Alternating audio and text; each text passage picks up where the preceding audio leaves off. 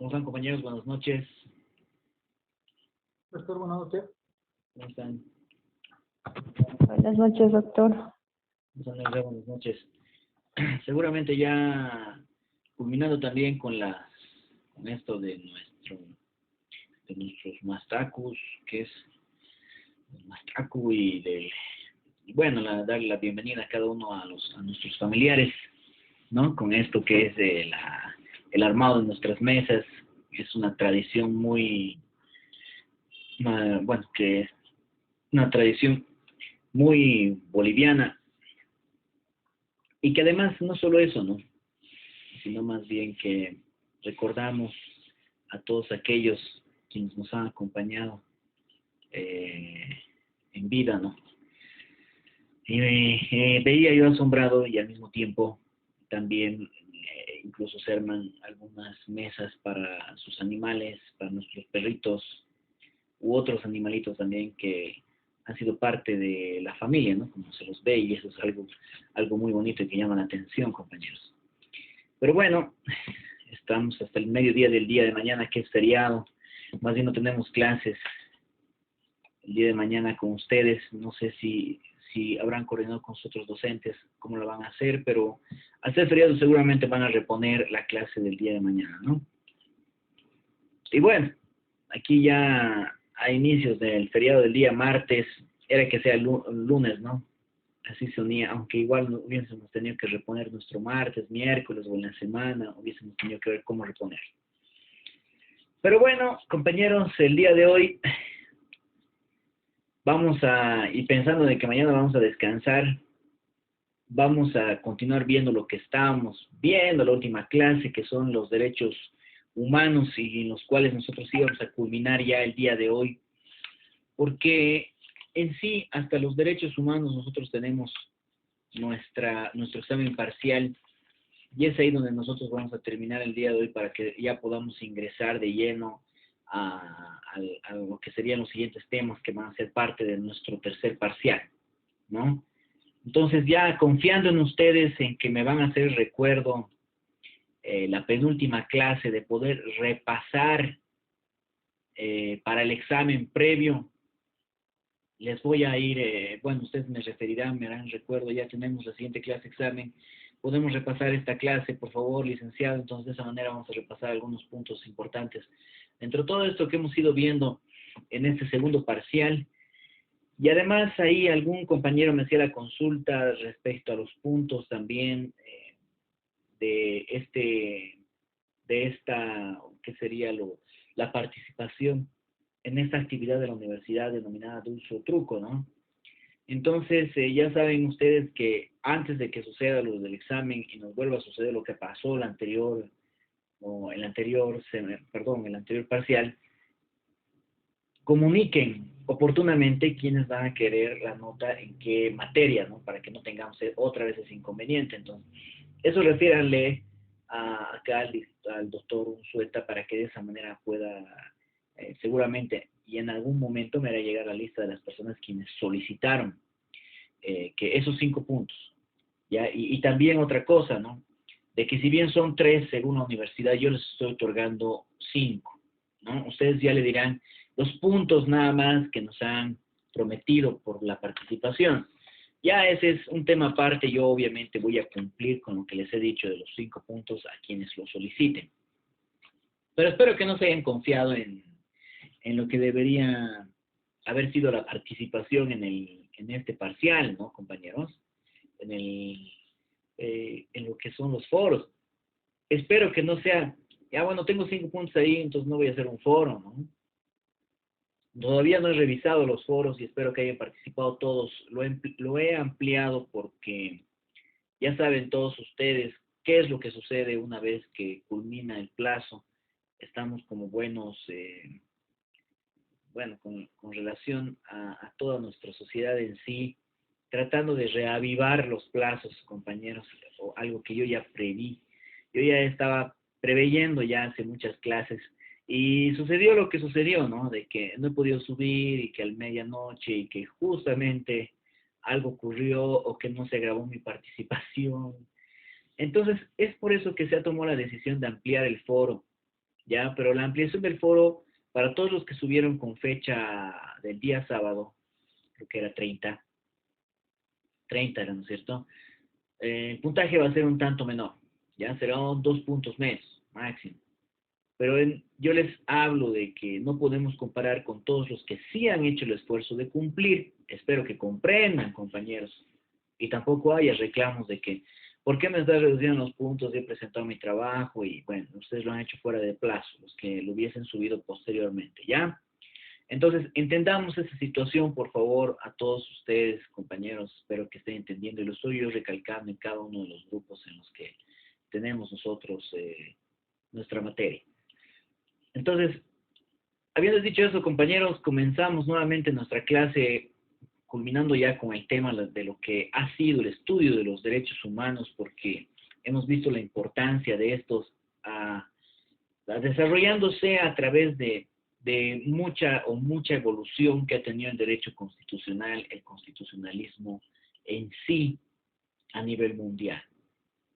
Estábamos viendo en la anterior clase, compañeros, las características que tienen los derechos humanos, y yo he preparado este tema y en el PDF que ustedes lo tienen, de donde estamos nosotros avanzando, el denominado tema 8, derechos humanos, he tratado de poner las partes más importantes, tal vez, que puedan resaltar para entender mejor este tema, ¿no?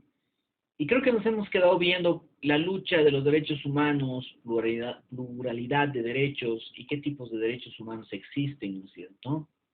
No sé si nos hemos quedado en esa parte, tal vez alguno de ustedes me pueda hacer recuerdo de qué estábamos viendo entonces la anterior clase, porque la verdad yo recuerdo que estábamos en esa parte.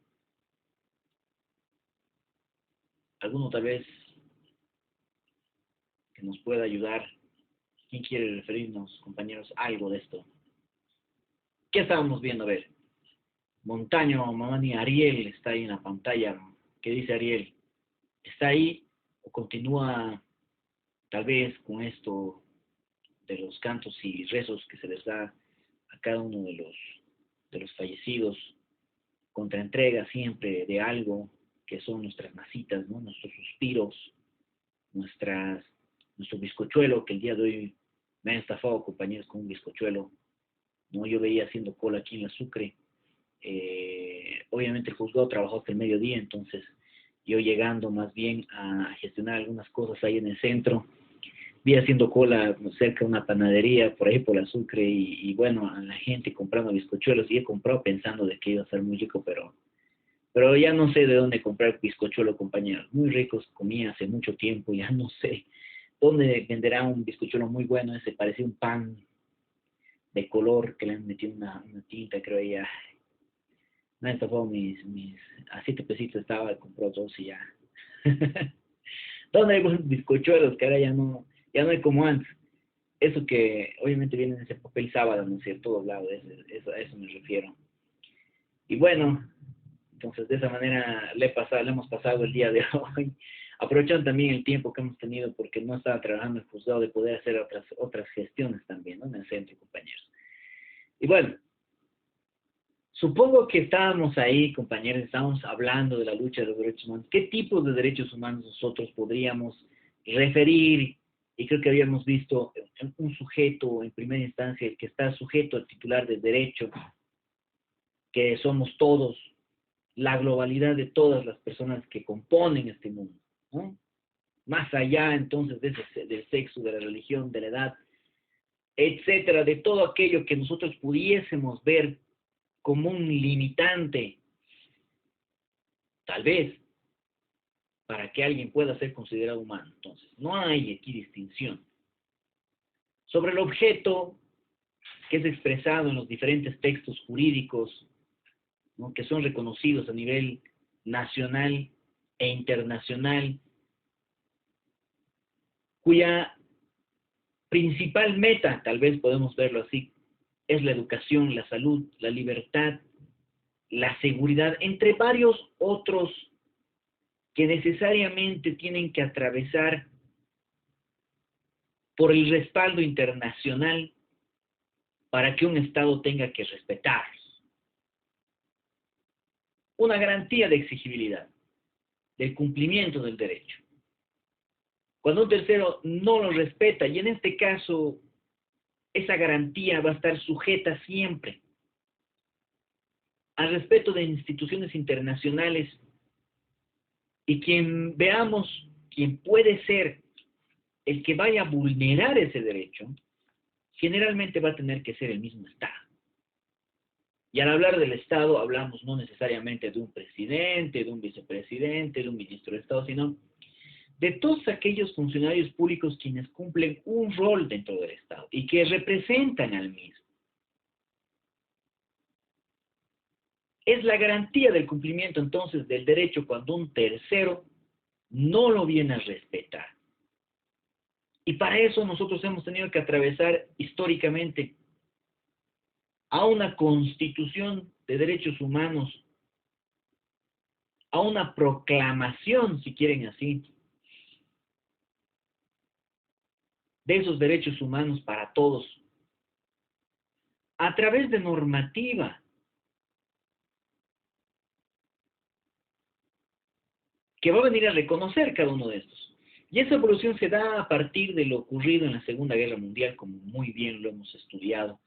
Y más allá, ¿no? Yo pienso que el video ha sido tan explicativo de este tema, en su evolución, en su forma de tener que ver realmente los derechos humanos, y el poco conocimiento que la población en general tiene respecto a esto. Y le preguntaban a personas extranjeras, ¿no?, ¿qué son los derechos humanos? Y algunos respondían más o menos.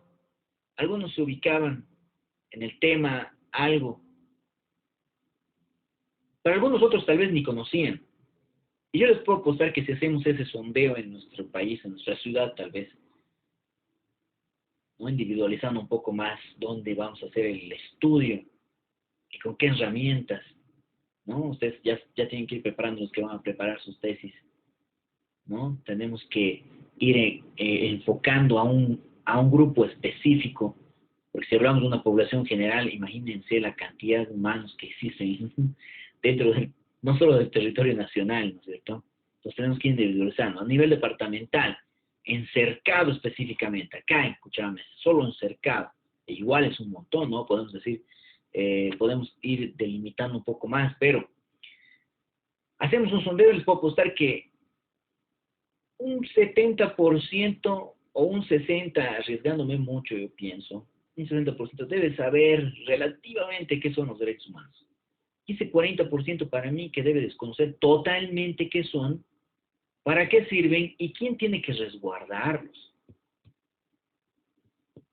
Para ellos tal vez es todo el Estado central y nunca una institución internacional. Y ahí entra el por qué nosotros tenemos que ingresar a estudiar de qué forma están reconocidos esos derechos humanos. Y nuestro Estado, ¿a través de qué además tiene que venir a respetarlos? ¿A través de qué? ¿A través de algún tratado, convenio? ¿Qué cosa hay como para que el Estado tenga que someterse? Y hablar de sometimiento, imagínense algo, yo pienso que esa palabra no aplica, porque no tendrían que someterse, sino más bien tendrían que asimilar la realidad del respeto que deben tener a los derechos humanos. Obviamente a través, no vamos a cambiar ya los artículos que tenemos en pantalla, vamos a ver posteriormente lo que es los derechos fundamentales. Quería irme al 410 nuevamente, compañeros, pero ya lo sabemos de memoria. A través de ese bloque de constitucionalidad, entonces, ¿qué es lo que reconoce y qué parte de todo lo que nosotros hemos podido ver en los derechos, respecto a los derechos humanos, estuviese establecido en la Constitución Política del Estado?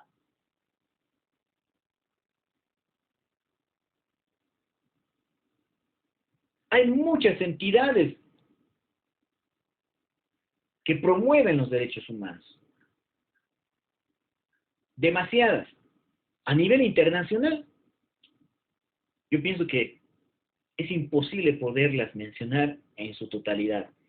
A nivel nacional, yo pienso yo que está por encima de cualquier institución que pueda hacer prevalecer los derechos humanos dentro de nuestro país, debería estar la Defensoría del Pueblo. Actualmente lo vemos y espero que no sea una movida política a la Defensoría del Pueblo resguardando derechos de una menor. Ustedes han debido ver en las redes sociales, en las noticias de esa menor en la ciudad de Santa Cruz, ¿fue?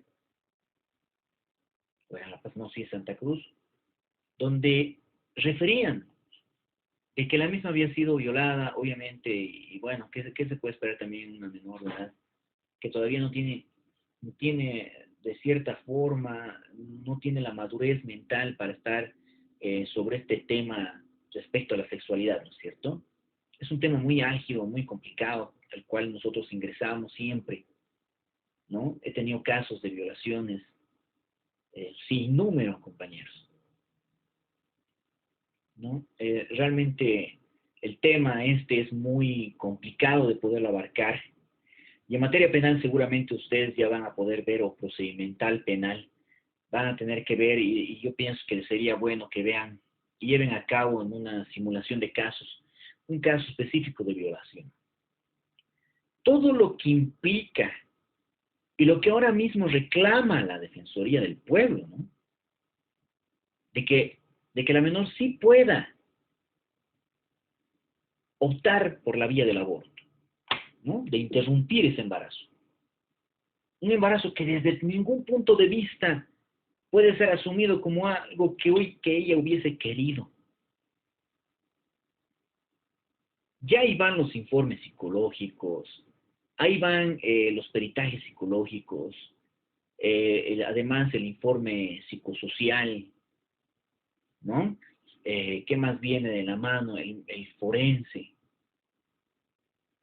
que va a venir detallado para, obviamente, determinar la situación por la cual se han dado esos hechos. Y no solo esa figura en contra de la mujer de violación, abuso sexual y otro tipo de situaciones que si bien no se ha consumado en una violación, ¿no? Son situaciones que afectan de por vida. Yo he visto víctimas, compañeros, y he trabajado de cerca con las mujeres de fuego, y cada una colega, creo que no había sido abogada la doctora, yo le decía a la doctora, ¿no?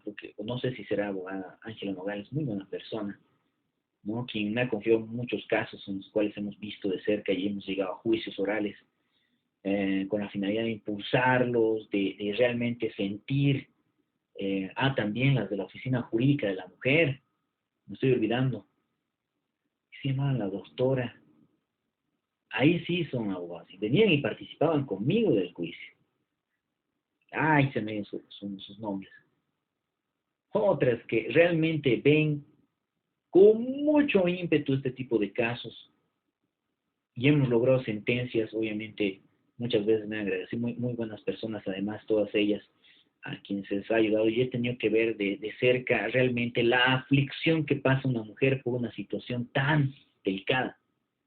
Y lo que afecta en el desarrollo normal de su vida, compañeros, realmente es un tema que debería llevarse a cabo dentro de una simulación de caso. Porque al hablar de este tema, si bien nos hemos ido al lado penal y procedimental, los derechos humanos, y por eso se está pronunciando la Defensoría del Pueblo, y recién, porque no es el único caso. Yo pienso que aquí se pronunció la iglesia y bueno, han venido encima de la iglesia,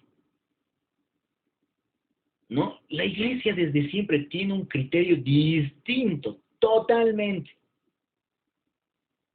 de lo que es ese tema específico, ¿no? Y yo entiendo su posición, pero sin embargo hay en derechos humanos, y ahí yo más o menos pensaba también este trabajo de tercer parcial, o pues de tercer parcial, de analizar. Ahí tengo una norma internacional por ahí que la estudió recién en un curso respecto a este tema de permitir el aborto a menores de edad. Y los derechos humanos lo han aprobado, ¿no? Estás privando, pero de la vida de alguien. Pero ahí viene el problema, el conflicto de los derechos humanos que vamos a ver más abajo respecto a las limitaciones en cuanto a la vigencia de los derechos humanos. Y es injusto, se los puse ahí, ¿no? de que esto más entre ahí, en este tema 8, porque ahí viene también, ¿no? De que nosotros creemos que los derechos humanos de cierta manera tienen que ser aplicados tal cual. Pero hay casos como este, donde deberíamos hablar de una limitación al derecho humano. Cuando se ven conflictuados dos derechos distintos, compañeros, ¿no? Hay el análisis. Y otro tema también, ¿no? Para hablar, que también estoy pensando para este tercer parcial, sería el de analizar, ¿no? A ver, y más abajo también lo vamos a ver, pero más o menos me estaba notando, porque conforme vamos avanzando también en las clases, yo me voy anotando a ver qué más podemos hablar sobre este tema. Y el derecho constitucional, ustedes saben muy bien que está basado en los derechos humanos. Por eso es que yo también estaba pensando en que hagamos un análisis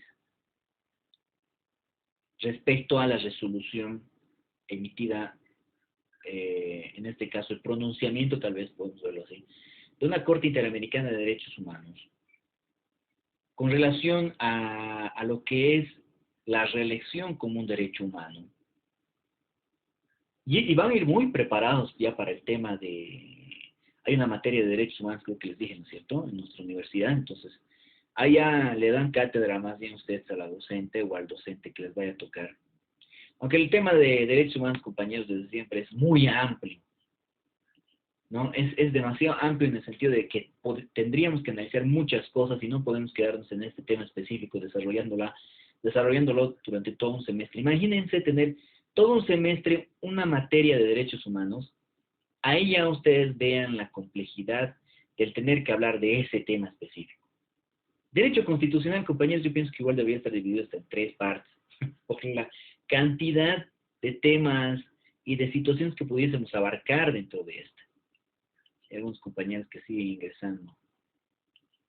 Tiene problemas, ¿no? Granados, Ricaldi, Coral, y es la tercera vez que envía, che. Debe estar un poco mal en internet, generalmente hay que reiniciar también el celular para poder ingresar, que eso es yo lo que hago a veces, ¿no? Entonces, nos estábamos yendo al tema específico, ¿ya? De tener que ver cómo es que estos derechos humanos se encuentran reconocidos. ¿A través de qué? ¿Y para qué además? Los derechos humanos desde siempre tienen que estar reconocidos a través de todas aquellas declaraciones, pactos o convenciones que han firmado o han reconocido nuestros países, los que son parte, obviamente, de estas convenciones, de estas declaraciones. Todo esto que ha surgido, como muy bien hemos visto y muchas veces lo hemos denunciado después de la Segunda Guerra Mundial, 1935, 38, ¿no es cierto? 42 creo que acabó. No recuerdo muy bien con exactitud la fecha.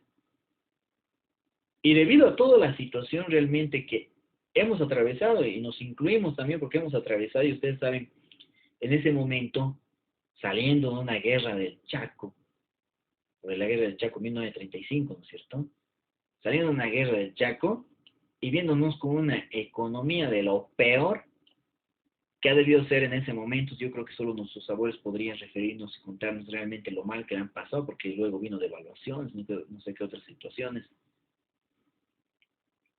Vienen a establecerse en ese momento tan complicado que nosotros hemos debido vivir, con una guerra que realmente nos tiró al suelo, una guerra que ha debido ser como ver jugar a dos equipos nacionales, ¿no? Así una pichangueada, porque a veces, y lo comparo varias veces, ¿no? Vemos el fútbol nacional y luego vemos el fútbol internacional europeo y no, pues ahí corren de un lado al otro en 5 segundos lo que corre un boliviano de un lado al otro en 20. Entonces esa situación también, ¿no? Cambia demasiado. ¿Cómo habrá sido esa guerra realmente, compañeros? Nosotros lo tenemos y bien documentada con unas cosas, ha sido desastrosa. Y más aún que ni siquiera, ¿no? Ay, hablar de la guerra del Chaco también es hablar de un mediador que ha existido y que le ha favorecido a un país, donde de igual forma no nos hemos perdido un espacio territorial. Ay, Dios, ¿no? Pero bueno, el tema se iba por ese lado de esta situación que hemos atravesado y que ya para 1948 ya teníamos una Declaración Universal de los Derechos Humanos. 1948, compañeros. Y la hemos visto proclamada por todos esos países que realmente han visto que esta situación ya tenía que pasar a otro ámbito y que necesariamente tenía que ser internacional, pero que ningún país lo iba a cumplir de las formas en las que ha sido descrito, si no era por medio de la creación de una corte o de una institución internacional que venga a hacer el seguimiento concreto de que sí se cumpla en cada uno de los países esos aspectos. La Declaración Universal de los Derechos Humanos, entonces, ha sufrido muchas variantes posteriormente. Tenemos a la Declaración Americana de los Derechos y Deberes del Hombre, también del mismo año, de 1948, que ha venido a complementar a esa Declaración Universal, que posteriormente han venido a hablar de un pacto internacional de derechos económicos y sociales y culturales ya en 1966, que nuevamente viene a complementar todo aquello lo que nosotros entendíamos como derechos humanos, y que actualmente está plasmada y está codificada en cada una de las constituciones políticas de los diferentes estados que componen este mundo globalizado. Ya en 1966 también hablamos de un pacto internacional de derechos civiles y políticos que conformaba dos protocolos que obviamente han sido ratificados por nuestro estado y por todo el resto de los estados. El primero, que hablaba de los reclamos por parte de individuos, ¿no? El tema de los reclamos, de la forma y procedimientos que deberían asumirse esos reclamos, al ser que un estado no daba solución sobre el tema de los derechos humanos. Y el segundo, el de la abolición de la pena de muerte. Ese tema también de la pena de muerte que causó mucha duda en algún otro grupo, y alguna compañera me refería, ¿no? Y me decía, a ver, pero ya, si la pena de muerte ha sido abolida, y obviamente que también está abolida en nuestra Constitución, porque de ahí nace este aspecto, más bien, nace a nuestra Constitución Política del Estado. Y me hablaba, ¿no? ¿Y por qué no podemos asumir una cadena perpetua como también algo contrario a los derechos humanos? ¿No? Yo veía esa pregunta como muy buena. Y su segunda pregunta también hablaba la compañera y me decía, ¿y por qué también no asumimos de que hay algunos países, sí, evidentemente, obviamente no nuestro país, que hablan de acumulación de penas? ¿No? O sea, las penas privativas de libertad, 15 años por lesiones, yo qué sé, asesinato, feminicidio, ¿no? 30 más esto, más de otros tipos de situaciones que se van acumulando las penas. Y en nuestro país se aplica la más alta. Y me dice, ¿por qué no se van a asumir? ¿Y por qué, no? ¿Por qué la pregunta? Porque de cierta manera veríamos que ha cambiado la situación de esa persona a quien se le está condenando. Que vamos a asumir que una persona que está condenada de por vida no va a vivir nunca más como cualquier otra persona particular, o que no se encuentre en esa situación. Pero ahí viene el análisis, ¿no es cierto? Lo que está haciendo esa persona es pagar por un hecho punible, por una situación que él mismo ha provocado. Y a eso en ningún momento la Declaración de los Derechos Humanos se refiere. De abolir tal vez la pena, la condena perpetua o la sumatoria de condenas, que muy bien otros países la aplican. O otra sanción física, ¿no? Como es, y creo que en Chile se aplica a los violadores, la castración química, y que en algún momento también en nuestro país había propuesto ese tema. Pero más allá ha causado una aflicción a alguien, esa persona a quien se le está condenando de esa manera. Y su situación ha cambiado por su misma, ¿no? Por la misma forma en la que él pudiese haber violentado o violado las normas. No deberíamos asumirlo como algo contrario tal vez a los derechos humanos. Pero la pena de muerte realmente va en contra del derecho a la vida.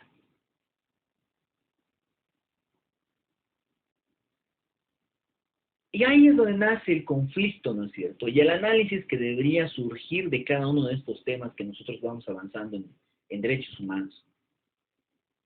¿Cuál ha sido el criterio que han utilizado?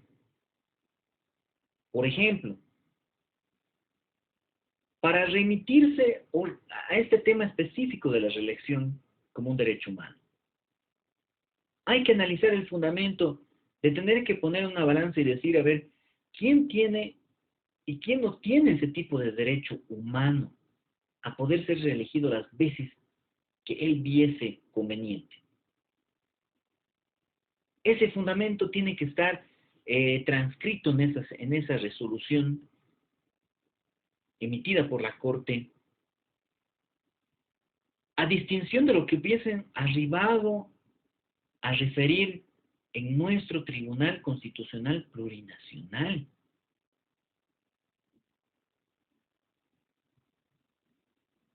¿Por qué arribaron en un criterio distinto a lo que dijeron posteriormente? Y era una consulta del país de Colombia, ¿no?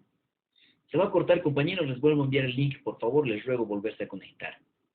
Les envío en unos segundos.